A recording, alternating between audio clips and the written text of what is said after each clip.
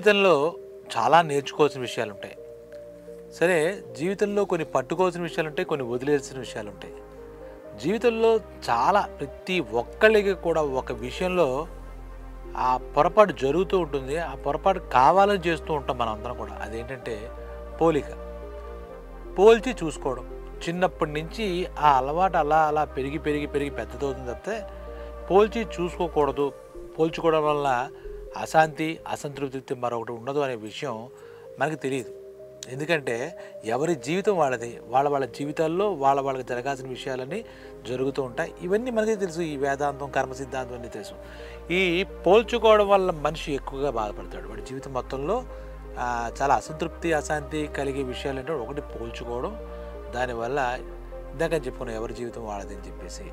ఈ పోల్చుకోవడం మానేస్తే అసలు సగం దరిద్రాలు పోతాయి, సంతోషం మన సొంతం అవుతుంది. సరే, దీనికి సంబంధించి ఒక కథ మీకు చెప్తాను. కథ వింటే ఇంకా సులభంగా నేను చెప్పదగ్గ విషయం అర్థమవుతుంది. అనగనగా ఒక సిటీలో ఒక పెద్ద మనిషి ఉన్నాడు. ఆ పెద్ద మనిషికి ఒక 50-52 ఏళ్ళు అలా ఉంటాయి. భార్య, చక్కగా కొడుకు, కూతురు, వాళ్ళు కూడా చదువులు అయిపోయి చిన్న ఉద్యోగాలు చేసుకుంటున్నారు. అంతా సజావుగా సాగుతోంది. మంచి గవర్నమెంట్ ఉద్యోగం. ఇవన్నీ ప్రపంచం పోల్చి చూస్తే అతను చాలా అదృష్టవంతుడని చెప్పుకోవాలి. మిగిలిన వాళ్ళు చాలా 50-52 వచ్చిన ఎటువంటి అనారోగ్యాలు లేవు, షుగర్లు, బీపీలు ఇటువంటి సమస్యలు లేవు. ఆ భార్య కూడా యాక్టివ్గా అన్నిట్లుగా సాయంగా ఉన్నారు. కుటుంబ సభ్యులు అంటే కుటుంబం చక్కగా ఉంది. సంతానం మంచి సంతానం, చదువుకున్నారు, ఉద్యోగాలు చేసుకున్నారు. ఇలా అయితే ఇప్పుడు ఇతనికి ఏం ఆలోచించుకున్నాడో ఏం చేసుకున్నాడో తెలియదు. కానీ ఆఫీసులో పనిచేసే వాళ్ళతో ఒక మాటలు ఉండగా వాళ్ళు పెద్ద బిల్డింగ్ కొనుక్కున్నారు, 10 ఎకరాల పొలం కొనుక్కున్నారు, వాళ్ళ అమ్మాయి పెళ్లి చేశారు, ఇవి చేశారు, ఇవన్నీ రోజు చెప్పుకుంటూ ఉంటారు కదా కొలీగ్స్. ఆ టైంలో ఈ పెద్ద మనిషికి ఒక ఆలోచన, నేను ఇంకొక 5-6 ఏళ్లలో మనం ఉద్యోగ విరమణ చేయాలి, రిటైర్మెంట్ అయిపోతాను. ఇక మన పరిస్థితి ఏంటి, తర్వాత పిల్లలకి పెళ్ళి అవ్వలేదు, ఇంకా పిల్లలకి పెళ్లి చేయాలి, బాధ్యతలు ఇంకా తీరలేదు. అలాగే ఇప్పుడు కట్టుకోవాల్సిన ఇన్స్టాల్మెంట్స్ ఏవైతే ఉన్నాయో ఈ బిల్డింగ్ మీద కానీ ఇంకో దాని మీద కానీ ఇంకా 10-15 కట్టాలి. ఇప్పుడు నేను ఎలా ముందుకెళ్ళాలి, అసలు మిగిలిన వాళ్ళతో పోలిస్తే కనుక నా పరిస్థితి ఏంటి, ఒక్కసారిగా నాకు ఏమైపోతుంది అని ఆలోచించి రాబోయే భవిష్యత్తు అతనికి చాలా అంధకారంగా కనపడింది, చీకటిగా కనపడింది. కుమిలిపోతున్నాడు. ఎవరికి చెప్పుకోవాలి నా పరిస్థితి, నాకు ఎవరు చేయూతనిస్తాడు, నేను ఈ సమస్య నేను ఎలా చెప్పుకోగలను అంటూ అప్పటిదాకా ఉన్న అతని మనస్తత్వం ఒక్కసారిగా ఏంటి, వాళ్ళ కొలీగ్స్లో మంచి చెడులు జరుగుతూ ఉంటే తప్పే ఉంది. ఒక ఇల్లు కట్టుకున్నాడు, ఇంకో పెళ్లి చేశాడు, ఇంకో ఆయన ఏదో ఆ పిల్లలు మనలు పుట్టారన్నాడు, అన్నీ బాగానే ఉన్నాయి. దాంతో ఒక్కసారిగా ఇతని ఉత్సాహం అంతా డ్రాప్ అయిపోయింది. నిరుత్సాహం ఆవహించింది, నిరాశ, నిస్పృహ. నెక్స్ట్ ఏం జరుగుతుంది, ఎలా గెటాన్ అవ్వగలుగుతాను, రేపొద్దున 10 రూపాయలు కూడా లేవు నా దగ్గర, సేవింగ్స్ కూడా లేవు, ఏం జరుగుతుంది, పెన్షన్తో వస్తుంది లేదా, మాకు సరిపోతలేదు, ఇప్పటికే ఖర్చులు సరిపోవడం, ఇలా రకరకాలుగా భూతద్దాల్లో చూస్తే ఎలా కనపడతాం అలాగ అతనికి అతని పరిస్థితులన్నీ చాలా ప్రమాదకరంగా కనిపించాయి. ఊహించుకుంటేనే భవిష్యత్తు చాలా చీకటి కనిపించింది. అలాగా కుంగిపోతున్నాడు. భార్యతో కూడా చెప్పండి, ఏమన్నా అలా డల్గా ఉన్నారు, ఏమైనా ఇబ్బంది వచ్చిందా, ఆరోగ్యం బాగుందా అని భార్య పిల్ల అడుగుతున్నా కూడా ఏమీ లేదు. అంటే ఇప్పుడు మన భాషలో చెప్పాలంటే, మన పరిభాషలో చెప్పాలంటే డిప్రెషన్. ఆ డిప్రెషన్లో ఎవరూ తేలేదు, అతనే వెళ్ళి పడ్డాడు. అలా చూసిన తర్వాత ఏ పని మీద శ్రద్ధ పట్టలేకపోతున్నాడు. ఇంతకీ చెప్పొచ్చే మాట, ఎక్కడ ఏ విషయాన్ని కూడా ఆనందం వాడి జీవితంలో కనబడిన ముఖంలో నవ్వే పోయింది. ఏమైపోతుంది బాధ, మిగిలిన వాళ్ళందరికీ బాగుంది, నాకే ఎందుకు బాగాలేదనే పోల్చుకుంటున్నాడు. అందరినీ చూస్తున్నాడు, వీడి పరిస్థితులు బాగున్నాయి, వాడి పరిస్థితులు బాగున్నాయి, వాడి బాధ్యతలు తీరిపోయి నాకు బాధ్యతలు తీరలేదు, ఏమిటి నా జీవితం, ఇంకెలాగా, ఆ ఉద్యోగం కూడా 5-6 ఏళ్ళ కన్నా సర్వీస్ ఉండదు, ఇలాగా కుమిలిపోతే ఒక ఫ్రెండ్ ఒకడు ఉండి వీడిని దగ్గరగా ఉండి పరిశీలించి చాలా క్లోజ్, ఒరే నీకు తెలియకుండా నువ్వు ఏదో ఇబ్బందులు పడుతున్నావు, మానసికంగా నువ్వు బాధపడుతున్నావు, నేను అడుగుతుంటే ఏమీ లేదు, అదేం లేదు అంటున్నావు, ఏదో జరుగుతోంది, ఇక్కడే మనకు ఒక సైకియాట్రిస్ట్ ఒక ఆయన ఉన్నారు, తప్పేం లేదు, మనకి కొన్ని సైన్సుల ద్వారా మనకి ఏదైనా కష్ట సుఖాలు ఏమైనా మన మానసికంగా మనకి ఉపయోగపడతారు వాడు. ఈ సైకియాట్రిస్ట్ కూడా మంచివాడు, నిన్నేమి దోచాడు, నేను మాట్లాడతాను, నాకు పరిచయమే, ఆయన నీకు మంచి ఇది చూపిస్తాడు, నీ మానసికంగా నువ్వు బాగుంటేనే శారీరకంగా బాగుంటాం, మనం మానసికంగా కుమిలిపోతుంటే శారీరకంగా కూడా ఎన్నో ఇబ్బందులు మనకు వచ్చే పరిస్థితి. ఇప్పుడు 52 ఏళ్ళకి వచ్చేసావు నువ్వు కూడా చెప్తావు కదా 52 ఏళ్ళు వచ్చేసింది, వయసు అయిపోతుంది. నువ్వు కూడా చెప్తావు వయసు అయిపోయిందని చెప్పలేదా? వయసు మీరుతోని తప్పితే వయసు అయిపోవడం ఏమి ఉండదు మనకి. లైఫ్ టైం 100 ఏళ్ళు మనం హుషారుగానే ఉంటాం, మనకేమవుతుందని ఏదో ధైర్యం చెప్పిన తర్వాత సరే ఫ్రెండ్ మాట మీద కాదని లేకుండా ఆ సైకియాట్రిస్ట్ దగ్గరికి వెళ్ళాడు ఈ పెద్ద మనిషి. ఫ్రెండ్ ఇలా వచ్చి మా ఫ్రెండ్ అండి కొంచెం డిప్రెషన్లో ఉన్నాడండి, మీరు కొంచెం సాయం చేయండి అని చెప్పి ఆ ఫ్రెండ్ రికమెండ్ చేసి సరే మీరు బయట కూర్చోండి అన్నాడు. బయట కూర్చున్న తర్వాత ఈ సైకియాట్రిస్ట్ ఏంటంటే అతను సైకియాట్రిస్ట్ ఎవరైనా సరే అతను కొన్ని ప్రశ్నలు అడిగి దాన్ని బట్టి ఆయన మనస్తత్వాన్ని కొంచెం అంచనా వేసి దాన్ని బట్టి కొన్ని సలహాలు, కొన్ని సూచనలు, కొన్ని వైద్య విధానాలు చెప్పడం అలవాటు అనమాట. ఆయన చెప్పాడు ఇలా ఉందండి పరిస్థితి, ఇలా ఉంది, మా కొలీగ్స్ అన్ని సెటిల్ అయిపోయారు, వాళ్ళ పిల్లలు సెటిల్ అయిపోయారు, ఇంకోటి సెటిల్ అయిపోయారు. సరే అవన్నీ ఎందుకంటే మీకేంటంటే నాకేం అర్థం కావట్లేదు, నా బ్రతుకు ఎలా సాగుతుందో కూడా అర్థం కావట్లేదు అంటే సరే అవన్నీ పెట్టండి, ఆరోగ్యపరంగా మాట్లాడదాం మనం, ముందు మీకు ఏదైనా అనారోగ్యాలు ఏమైనా ఉన్నాయా అని అడిగాడు. కేస్ హిస్టరీ అంటాం కదా, అంటే బీపీ లేదు, షుగర్ లేదు, ఇంక తదిమా ఏ ప్రాబ్లమ్స్ లేవు, ఓకే, ఆరోగ్యంగా ఫిజికల్లీ ఫిట్, అరుగుతోంది, నిద్ర పడుతుందా అని వాళ్ళు అడగాల్సిన. సరే మీ ఇంట్లో ఎవరైనా అనారోగ్యం లేదంటే మా మిస్సెస్ అన్ని రకాల ఆరోగ్యంగా ఉంది, భగవంతుని దయ వల్ల, పిల్లలు చదువుకున్నారు, ఉద్యోగాలు వాళ్ళకంతా బాగుందండి అని చెప్పాడు. సరే బాగానే ఉంది. ఈ డాక్టర్ ఏం చేశాడంటే అందరు డాక్టర్లకి భిన్నంగా చేస్తాడన్నమాట ఈయన. అందుకే ఒక వైద్యుల్లో కూడా ఏదో టెస్టులు చేసి ఏదో మందులు రాసేసి పంపించేసేదే ఇప్పుడు వైద్యులు ప్రవృత్తికి నిదర్శనం అవుతుంది. ఇతను అలా చేయలేదు ఈ సైకియాట్రిస్ట్.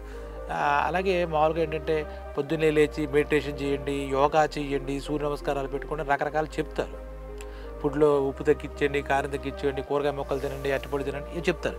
ఆయన అవేమీ చెప్పకుండా మీ సమస్య నేను స్టడీ చేశానంటే మీకు నాకు చెప్పినట్టు చేస్తే మీ డిప్రెషన్ పోవడానికి అవకాశం ఉందని చెప్పాడు. అయ్యి బాబా దానికోసం వచ్చానండి, లేకపోతే నిద్ర పట్టట్లేదు, ఈ మధ్య చాలా ఆందోళనకు గురవుతున్నాను, యాంగ్జైటీ గురవుతున్నాను, చాలా స్ట్రెస్ గురవుతున్నాను అతను బాధ చెప్పుకున్నాడు.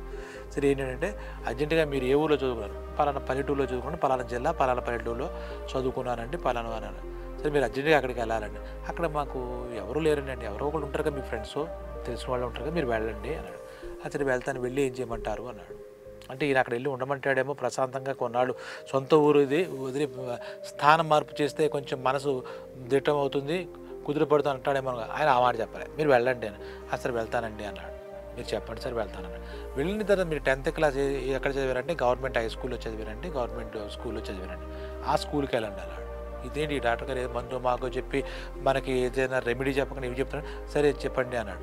చెప్తుంటే మీరు గవర్నమెంట్ హై స్కూల్కి వెళ్ళి మీరు ఏ సంవత్సరం ఏ చేశారంటే ఇలా 1987లో మా 10th క్లాస్ అయిపోయిందండి, నాకు గుర్తు, నేను ఫస్ట్ క్లాస్లో పాస్ అయినా, సంతోషం అండి అన్నాడు. సరే అని చెప్పి మీకు ఎవరైనా మీ క్లాస్మేట్స్ ఎవరైనా గుర్తున్నారంటే ఒకళ్ళు ఇద్దరు తెలుసండి, ఎక్కడున్నారో ఏమున్నారో ఎవరో ఏంటి ఎటు వెళ్ళిపోయారో తెలియదు, ఏదో ఉద్యోగాల పేరు చెప్పి అందరూ వెళ్ళిపోతారు కదా, చాలా కాలం అయిపోయిందండి, 87 అంటే గుర్తుపెట్టుకుని 30 ఏళ్ళు అయిపోయింది అన్నాడు. ఓకే, మీరు వెళ్ళి అక్కడ మీ 10th క్లాసు మీ రిజిస్టర్లు తీసుకోండి, ఇస్తారు వాళ్ళు, అది మీరు తీసుకుని ఆ రిజిస్టర్లో పేర్లన్నీ కూడా మీరు ఫోటో తీసుకోండి, లేదా రాసుకుంటారండి. ఆ తర్వాత ఆ ఊర్లో మీకు సంబంధించి అక్కడ ఏదో మీలా ఉద్యోగాలతో బయటికి రాకుండా ఆ ఊర్లో వ్యాపారాలు ఏదో వ్యవసాయాలు చేసుకునే వాళ్ళు ఉంటారు కదా, వాళ్ళని కలవండి. అలాగే మీరు రిజిస్టర్లో తీసుకునే పేర్లు ఎంత ఉన్నారు కదా, వాళ్ళందరి యొక్క వాళ్ళు ఎక్కడెక్కడ ఎలా ఉన్నారు, ఏం చేస్తున్నారు, మీ క్లాస్మేట్స్ చిన్నప్పుడు మీతో 1 నుంచి 10వ తరగతి చదివిన వాళ్ళంతా వాళ్ళ వివరాలు మీరు సేకరించడం 4 రోజులు పట్టినా పర్లేదు, ఆ ఊళ్ళో ఉండండి, ఉద్యోగంలో సెలవులు ఉన్నాయా అన్నాడు. అంటే ఉన్నాయండి అన్నాడు. సెలవులు పెట్టి వెళ్ళండి, 1 వారం అటు వెళ్ళండి అన్నాడు. ఎందుకు ఏమిటి ఎలా అని అడగలే, వెళ్ళాడు. ఏదో ఒక ఇంట్రెస్టింగ్గా ఉంది కదా సబ్జెక్టు. ఆయనకు కూడా వెళ్ళిన తర్వాత హై స్కూల్కి వెళ్ళాడు. అక్కడ ఊళ్ళో ఎవరో ఫ్రెండ్స్ దగ్గర కలిశాడు. వాళ్ళ ఫ్రెండ్ ఇంట్లో వచ్చావో చాలా రోజులు అయిపోయింది, ఏళ్ళు అయిపోయింది అన్నారు.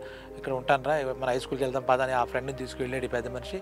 అక్కడ ఇలాగ 87 రిజిస్టర్లు కావాలండి అని అడిగాడు.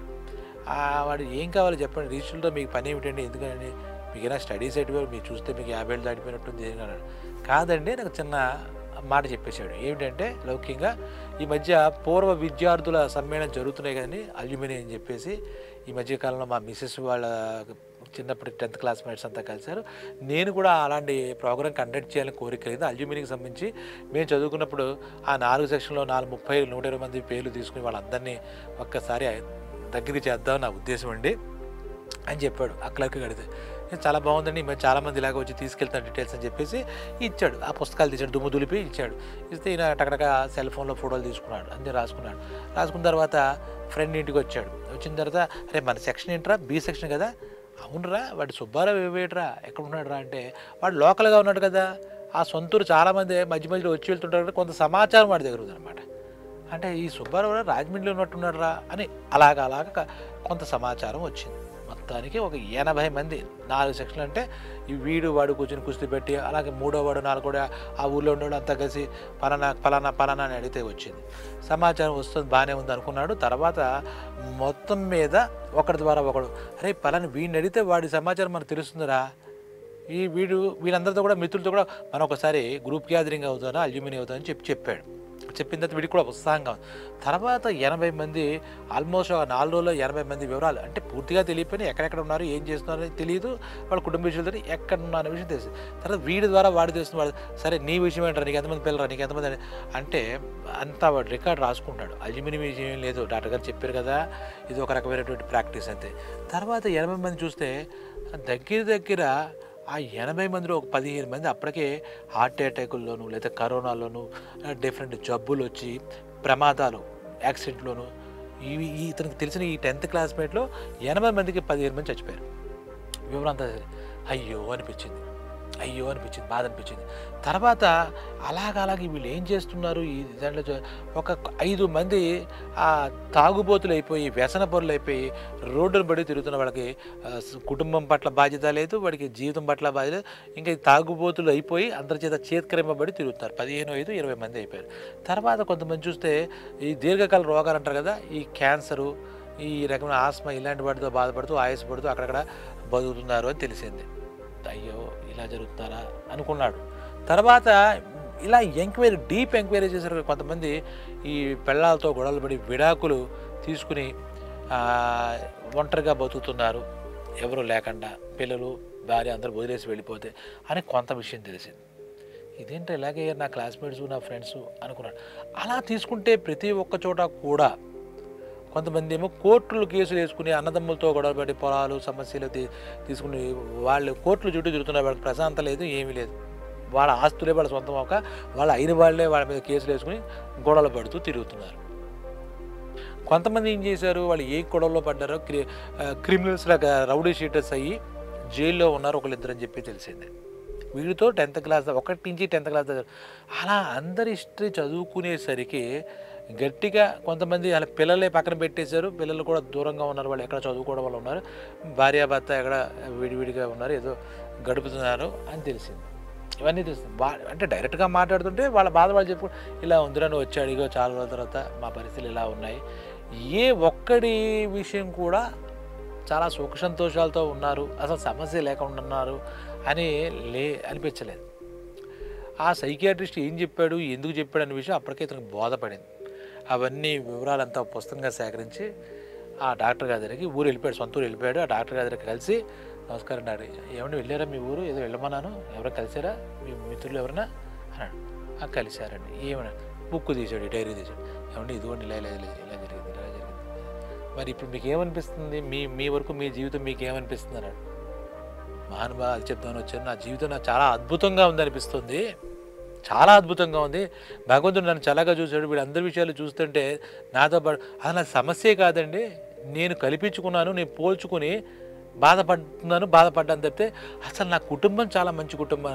కొంతమంది అసలు ఏది లేకుండా, భార్యాభర్తలు లేకుండా, ఎవరు లేకుండా ఒక్కొక్కరు గడుపుతున్నారు, ఒక్కొక్కరు స్టోరీ చదువుతుంటే ఒక రకం ఉంది.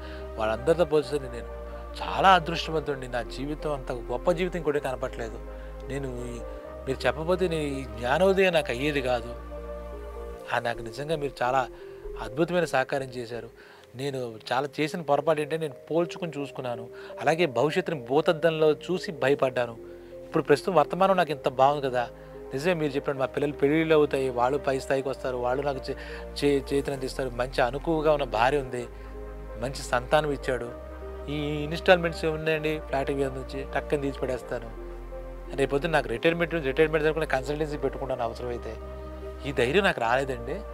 నేను కూడా మీరు చెప్పినట్టుగా నేను పోల్చుకుని ఇంత స్థితికి దిగజారిపోతే మళ్ళీ పోల్చుకుని నేను మళ్ళీ మామూలు మనిషిని చేశారు, వాళ్ళందరితో ఇప్పుడు మళ్ళీ పోల్చుకుని వీళ్ళందరికీ ఇటువంటి పరిస్థితుల్లో ఇబ్బందులు పడ్డారా, కొంతమంది మిత్రులే పోయారండి పాపం, వాళ్ళకి ఆయుష్ కూడా లేదు, ఆలోచించడం కూడా లేదు, అసలు మనుషులే లేరు, నాతో చిన్నప్పుడు ఆడుకున్న వాళ్ళే కొంతమంది కరోనా వల్ల కోల్పోయాను, ఇప్పుడు తెలుస్తుంది ఎలా ఉందండి.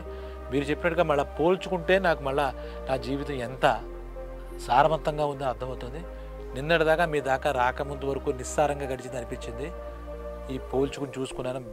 మా కొలీగ్ బాగా స్థాయికి వచ్చాడు, బాగా సంపాదించాడు, బిజినెస్ చేశాడు, షేర్ మార్కెట్ చేశాడు, పిల్లలు వాళ్ళు అమెరికాలో వెళ్ళి బాగా సంపాదించారు, నా పిల్లలు ఇక్కడ ఇండియాలో చేసుకున్నారు, అంత సంపాదన లేదు, ఇలా రకరకాల బాధపడ్డాను. ఇప్పుడు నాకు ఆ బాధలన్నీ పటాపంచలు అయిపోయాయండి అన్నాడు.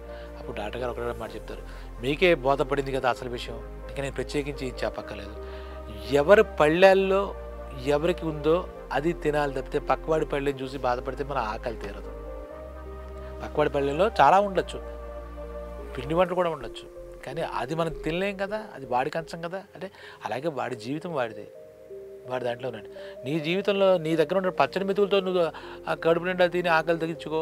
పక్కవాడి కంచాన్ని ఎందుకు చూస్తావు, పక్కవాడి పళ్ళని ఎందుకు చూస్తావు, పక్కవాడి జీవితంలో అలా ఎందుకు పోల్చుకున్నావు? జీవితంలో అసలు పోలిక జోలికి వెళ్ళకూడదు, పోల్చుకోకూడదు. అలాగే మీరు ఇంకో తప్పు చేశారు, భవిష్యత్తుని ఎలా ఉంటుందో అని చెప్పేసి చాలా బెంబేలెత్తిపోయారు, బెంగపడ్డారు, చాలా భయపడ్డారు. భవిష్యత్తులో మనం జీవించలేం. భవిష్యత్తు ఎలా నెక్స్ట్ క్షణమే మనం ఏమవుతామో తెలియదు. భవిష్యత్తు గురించి ఆలోచించిన ప్రయోజనం లేదు. పైపెచ్చి ఇలాగ మీలాగా భయపడాల్సి వస్తుంది. గతంలోకి అసలు ఎలాగ అయిపోయింది కదా, ఏదైతే అయిపోయిందో దాని ఇప్పుడు ఈ వర్తమానంలో మీకున్న ఆనందాన్ని మీరు గుర్తించాలి, ఆ ఆనందంలోనే బతకాలి. అంతే తప్పితే భవిష్యత్తు గురించి బెంగగా ఇంక ఎట్టి పరిస్థితుల్లో పోలికలు వద్దు అని చెప్పి అప్పుడు చాలా అద్భుతంగా చెప్పారండి మీరు అని చెప్పేసి ఆ డాక్టర్ గారికి నమస్కారాలు పెట్టి, ఏమిటండి గిఫ్ట్ ఏంటండి అంటే, నాకు గిఫ్ట్లు పేమెంట్లు ఏమొద్దండి, మీరు మనిషి అయ్యారు, లేకపోతే ఇదే డిప్రెషన్లో మీరేమైపోయేవారు. నా బాధ్యతగా సాటి మనిషిగా మీకు ఇది చేశాను అనుకోండి, సైకాట్రిస్ట్గా నన్ను చూడకండి, నేను చదువుకున్న సైకాట్రిస్ట్, మీలాంటి వాళ్ళు 10 మందికి ఉపయోగపడాలంటే చేయాలి అని చెప్పారన్నమాట ఆయన. అలాగే ఇప్పుడు కూడా ఇటువంటి ఇబ్బందులు ఏమైనా పడుతున్నారో అనుకుందాం, ఇలాంటి బెంగలు పడదాం. మీరు కూడా మీ ఊళ్ళో వెళ్ళండి, మీరు చదువుకున్న హై స్కూల్కి వెళ్ళండి, ఆ 10th క్లాస్ రిజిస్ట్రేషన్లు తెప్పించుకోండి, రిజిస్టర్లు తీసి చూసుకోండి, ఆ వివరం సేకరించండి. మీరు ఎంత బాగున్నారు, మీ బతుకు ఎంత బాగుంది, ఎంత బంగారులో ఉంది తెలుస్తుంది. ఇంక మనకేదో లేదు కాకుండా ఉన్నదేదో మీకు అర్థమవుతుంది. మీకు కథ అర్థమై ఉంటుంది. ఎప్పుడు కూడా మీ జీవితాలు మీవి, ఎవరితో పోలికొద్దు, ఎవరి జీవితాలతో పోలికొద్దు. మీ సంతోషం మీది అంతే, అది గుర్తుపెట్టుకోండి. సంతోషాన్ని ఎప్పుడూ కోల్పోకండి. నిత్యం హాయిగా చిరునవ్వులతో మీ కుటుంబంతో, మీకు భగవంతుడు చాలా మంచి కుటుంబం, మంచి పిల్లలు, మంచి జీవితం ఇచ్చాడు, అది గుర్తించుకోండి. పక్క వాళ్ళతో చూసి ఈ బాధలు, ఈ బెంగలు, భయాలు మనకొద్దు. Thank you.